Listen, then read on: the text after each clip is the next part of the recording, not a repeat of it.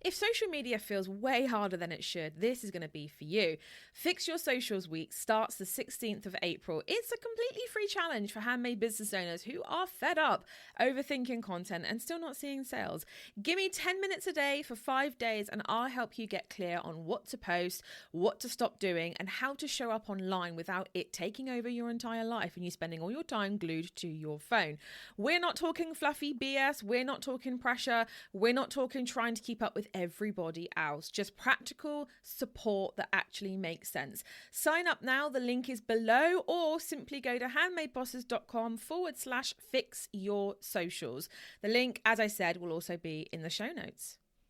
If you've been telling yourself that you can't start your Etsy shop until you've found your perfect niche, that might be the thing that's been holding you back. Because the internet loves to make this sound like you need some kind of fully formed brand, a dream customer profile, a color palette, a mission statement, and everything else done before you list a single thing. But you do not. However, that does not mean you chuck up like 17 random products and hope that one has some kind of spiritual awakening and start selling. That's not what we want you to do. There is a middle ground, and that middle ground is exactly what we're going to be talking about today. Because yes, you do need a niche, but your niche is something that you learn and develop eventually. Not in the weird, rigid, extremely overthought way you've probably been told before. Now, this video is going to be a starting point for you. So in this episode, I'm going to be walking you through how to pick a direction that's clear enough to help buyers understand exactly what it is that you sell without boxing yourself into a corner before you've even gotten going. We'll talk about the difference between testing and being all over the shop, what to actually look for in your first listings, and how to refine your niche using real buyer behavior instead of pure panic and vibes, because that is not a business strategy. Now, I have got my trusty iPad here, so I'm going to be actually walking you through this on screen. I have got some notes here, so for those of you who are watching the video version of this, you are going to see me kind of like having a look and making sure I'm on track. And for the audio version listeners, I'm going to be describing what I'm doing on the iPad. So if you are like thinking, Steph, I can't see your screen, do not worry, I'm going to be describing it as I go. Right, so today we are going to cover what I've just written up on screen. So it's a nice little flow chart, and it's got ideas, testing, data equals niche clarity. So let's get into it. The biggest mistake I see with beginner niche advice is that thinking your niche means that you must know exactly who you are, exactly what you sell, and exactly what your whole brand will become before you've even started. And that sounds very lovely, very tidy, very Marie Kondo in theory, but in real life, most handmade business owners do not get clarity before they start. They get clarity because they start.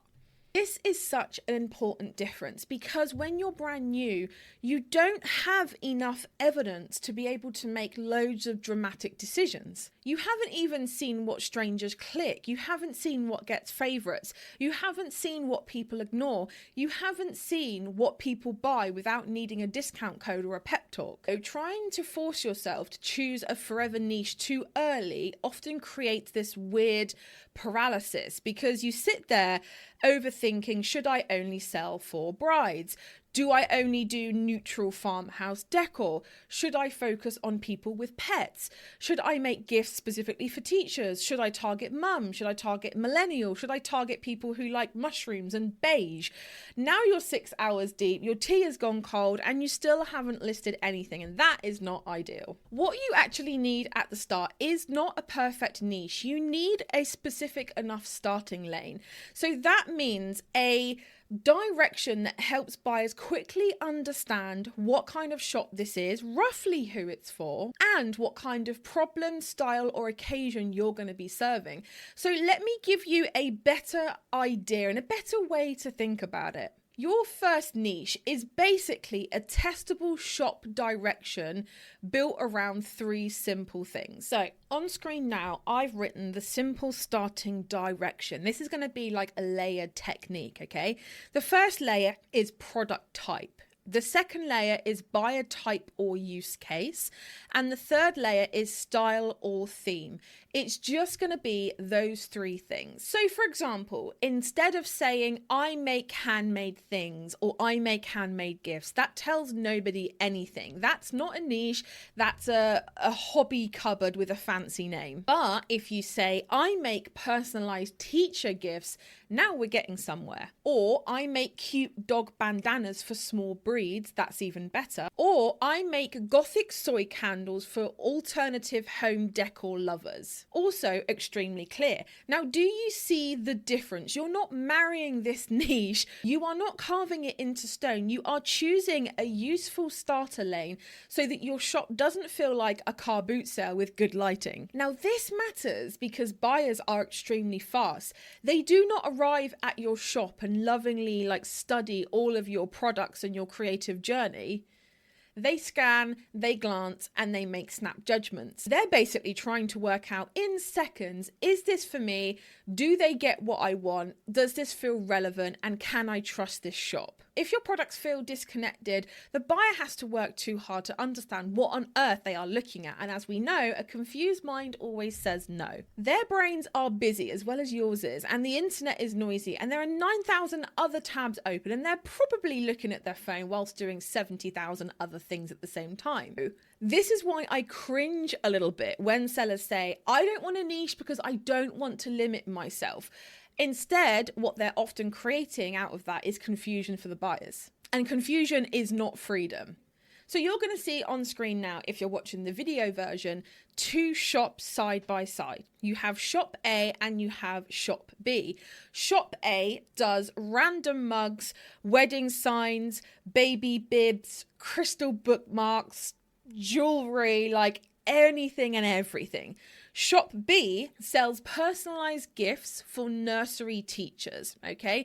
One of these is going to be easier for a stranger to understand. One of these makes it easier to buy, easier to remember, and easier to recommend. This is why direction matters. This is why niching in the right way matters. Now, before you panic and think you have to go extremely narrow from day one, let's talk about the other side of it. Because yes, there is such a thing as being too broad, but there's also such a thing as going far too niche, too early, based on absolutely zero evidence. And we don't want this to happen either. This happens when sellers pick something really, really tiny and specific because they've heard the more they niche, the more sales they are going to get. And then they back themselves into this weird corner before they've had a chance to learn anything. So maybe someone might start with, I only sell embroidered bookmarks for left-handed vegan astrology teachers who like sage green. And it's like, all right, that's specific. You've done the niche bit, gold star, but is there enough demand there for what you're selling? Do buyers search for that? Do you actually only want to make that long term? Can you build a product range around it? Can you explain it clearly? And can you find enough product ideas within it? That's why I prefer a starting lane that's focused but also very flexible as well. Focused enough to make sense but flexible enough to learn. That is going to be the middle of the road sweet spot. And honestly, this fits really, really nicely with the early handmade business stages anyway, because when you're brand new, your focus is supposed to be on narrowing your niche, choosing a direction and getting clear on who your product is for, not obsessing with every tiny detail before you've not really sold anything at all. So here's a good test, and I want you to actually have a think about this. Ask yourself, can I explain my shop in one sentence without waffling on? If not, your niche is probably a little bit fuzzy. Can a buyer look at your first few listings and feel like they belong together? If not, it may be too random. Have you left enough room to test adjacent ideas if I'm getting better signals elsewhere? If not, then you might have gone too tight too soon, and that is the balance. Now let's talk about the difference between testing and being all over the shop, because this is where people get tangled. Testing is intentional. Being all over the shop is accidental. Testing is saying, I'm starting with personalized gifts for teachers, and I'm going to be trying notebooks, lanyards, classroom signs to see what gets the strongest response. That makes sense. There is a thread, there is a buyer, there is a use case. Being all over the shop is saying something like, I've got one bridal hanger, I've got 2 wax melts, I've got a tote bag with a rude slogan, I've got a baby milestone disc, I've got a key ring for dog month, because I'm just kind of seeing what happens. I'm just testing a lot of different things. But that is actually not strategic testing. That is like an Etsy roulette. And the problem with Etsy roulette is if one product starts getting traction, the rest of the shop might not be supporting it. So what that looks like is one buyer lands on something promising, a nice listing that they like the look of, then they land in your shop and they get like a visual whiplash. They can't tell what your shop is meant to be, and that weakens trust and that weakens your brand memory, which is really important for repeat business. And it makes future growth really, really hard because you're not learning from a clean set of signals, which means you're basically trying to interpret data from a messy experiment.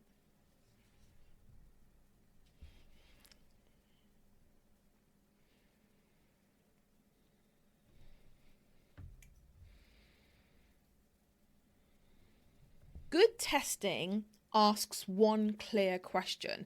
A better way to test is to stay within one lane and vary 1 or 2 things at a time. So for example, same buyer, different product types, same product type, different style, same style, different occasions, same audience, different wording angles. That is actually going to give you some useful feedback, because if one listing gets more clicks or more favorites or better conversion, you can actually tell what's been causing it. Maybe the audience is right, but the wording on others is weak. Maybe the style is resonating more than the occasion is. Maybe personalized versions are outperforming generic ones. That kind of learning is gold. Random listings do not give you that. So if you're sitting there with loads of ideas, which is very normal, by the way, because handmade brains are not exactly famous for being very calm and very linear, here is what I would do. I would pick one lane for your first 10 to 15 listings, okay? One lane, not forever, just for now, just one lane. And that could be handmade gifts for dog lovers, it could be minimalistic nursery decor, or it could be funny mugs for work besties. Whatever fits your products and whatever you actually enjoy making. Then all you want to do is build a very small cluster of listings within that lane. That is going to give your shop enough consistency for your buyer to get it and get what your shop is all about. And it also gives you enough data to learn from. Now let's talk about what to look for when those first listings are live, because this is the bit that most people tend to skip out on. They'll list things, they'll wait, and they'll decide 5 minutes after that, oh, that's not working, I'm just gonna get rid of it. No, we need more brain power than that. When your first listings are up, you look for clues, not immediate proof that you found your soulmate niche. So on Etsy, the first things that I would pay attention to are views, favorites, search terms, and conversion signs. So let's talk about what your early data might be telling you. So if you're getting views but no action, that means one of 2 things. Either the product itself is not really landing, or the click was based on one expectation and the listing didn't really meet it. So maybe the thumbnail image got the click, but once they landed, the product itself felt less compelling, or the price fell off, or it wasn't clear enough, or the photos didn't build trust, or maybe the item wasn't quite what they expected from the title itself. That is actually a conversion issue, not necessarily a niche issue, and that's going to be an important difference for you, especially in this early data. Now, if you're getting favorites but no sales, this can mean there's a hesitation in interest, right? The buyer likes it, but they're not fully sold yet. And that hesitation can be anything from price, processing time, trusts, uncertainty around the size, uncertainty around the quality, weak photos, lack of reviews, unclear use case, or it's just not feeling urgent enough.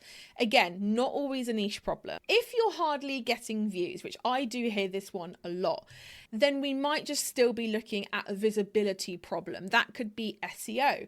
It could be a week first main photo, the thumbnail image. It could be a product that people aren't really searching for in a way that you've described it. And this is where niche clarity helps you massively, because clear niche direction often usually makes your SEO easier too. When you know roughly who it's for and what kind of thing it is, your titles, your tags, your imagery, they all get sharper. You need to title your listings literally like what a buyer is searching for. So something like personalized teacher bookmark gift, or pink floral dog bandana, or neutral nursery name sign. Clear beats clever, especially early on. So let's talk about some questions to ask your early listings, especially when you are looking at niching down. So what I tell you to do is to go back to your first few listings and ask yourself these questions. Which ones are getting the most views? Which ones are getting favorited the most? Which ones are getting clicks but no action? What search terms are bringing people in? And when someone lands on these cold listings, what would they think I sell? What would they think my whole brand is about? Now, that last question is a big one. It's a really important one, because sometimes your data says one thing and your shop presentation says something entirely different. You might have a listing that's doing really well for personalized baby gifts, but the rest of your shop looks like some kind of generic home decor, seasonal craft experimentation shop. So the signal is there, but your shop isn't really backing it up. And that matters because, as we know, once something starts to get traction, your job is to support it. Buyers choose the niche with their clicks, and this is how you're going to refine your niche. You don't wake up one morning and go, I've chosen my niche. No, the buyer chooses the niche with their clicks. The market gives you hints. Your job is to pay attention. That is why the early stages of any business are meant to involve research, feedback, improving the product, learning how to talk about it clearly, and figuring out what's actually working, rather than making too many random products hoping one will just magically stick. So let's say that you started with a generalized lane of personalized gifts. Within that, maybe you're testing gifts for teachers, gifts for mums, and gifts for bridesmaids. Now, if teacher gifts consistently gets more clicks, better favorites, and the clearest search traffic, that is going to be a clue. Now, if buyers are also messaging questions around teacher gifts, or you get better repeat buyers there, your best reviews keep mentioning end of term gifting, right? That is an even bigger clue. Now you're not guessing, you can actually lean into that. And then maybe you start making more teacher-specific products. Maybe you tidy up and rearrange the shop so that those gifts become more central. Maybe your shop announcement and your categories start reflecting that better. Maybe your photos and wording get obviously more teacher gift-led. That is you following traction. That is niche refinement. And that is so much stronger than forcing your niche. A niche is far more than just a product. And that is something else that I wanted to mention here, because that does trip people up. A niche is not just a product. It's the overlap between what you sell, who it's for, and why they buy it. Buyers are not usually buying your thing but just because it exists. They're buying it because it helps them to do something. Gift someone, decorate something, solve a problem, mark an occasion, express a part of their identity, make life prettier, make life easier. So when you're thinking about your niche, don't just think, what do I make? Also think, what kind of role does this play in the buyer's life? And that will help you write better listings. It will help you take better photos. It'll help you choose better product expansion, and it'll help you sound much less generic. So an example here is, if you sell wax melts, that's not a niche, that's a product type. It's also very broad. If you sell cozy seasonal wax melts for people who love autumn home vibes, that is more of a niche direction. Can you see the difference? How do you know when it's time to narrow your niche further, narrow it down that little bit more? Usually it's when the evidence starts stacking up. So that could look like one category clearly gets more attention than the rest. One style gets much stronger engagement. One type of buyer keeps responding. One occasion just keeps converting over and over again. Basically, one product line gets so much easier to market because the messaging is obvious. At that point, narrowing is going to be really useful for you because focus helps you scale. It helps create growth. It makes your shop stronger. It makes content easier to make. It makes product development super streamlined. It makes repeat sales much more likely, and it makes branding much less chaotic. Basically, it just makes buyer trust so much stronger. But you can probably see now why I wouldn't tell a complete beginner with no sales to lock themselves into some ultra specific niche before they've tested anything. That is not a strategy, especially for beginners. And if you're sat there thinking, okay, right, but what do I actually do this week? What you do is you pick a starting lane, one buyer group, use case, or theme, like we spoke about before. Build your first batch of connected listings around that lane that you've picked. Make sure that the product titles and the first photos are clear and searchable. And watch what happens. Look for clicks, favorites, search phrases, what is getting interest, what feels easiest to talk about for you, and what buyers seem to understand the fastest. Then you want to refine from there. This matches honestly what I see over and over again. Early growth comes from choosing a direction, testing it, and then refining it based on real signals rather than waiting around for perfect clarity to descend from the heavens. That's not going to happen. And if this episode has made you realize your listings might be a bit unclear, a bit random, and you just kind of feel like, oh yeah, I need to do some work on my shop. There's something that you must have for me, Steph. I want to dig into this. I want to understand what exactly is holding my shop back. I literally have the perfect thing for you. And also it is free. It's called Why Your Etsy Listings Aren't Selling Yet and What to Do About It. It's going to help you literally spot what is putting buyers off in your listing, what's going on in your shop, and how you can improve it. And it fits really lovely in with today's episode. It's basically going to help you spot what's putting buyers off in your listings, what's going wrong with your shop, and how to fix it. The link for this is going to be below depending on where you are watching / listening to this. But for now, my loves, thank you so much for joining me, and I will see you all real soon, same time, same place next week for another episode of How to Be a Handmade Boss. Thank you so much for tuning in today. If you love this episode, make sure you hit the follow button so you never miss the next one. And also, why not come and hang out with me on Instagram? It's at Handmade Bosses for daily tips, behind the scenes. And also don't forget, you can catch the video version of this podcast over on YouTube too.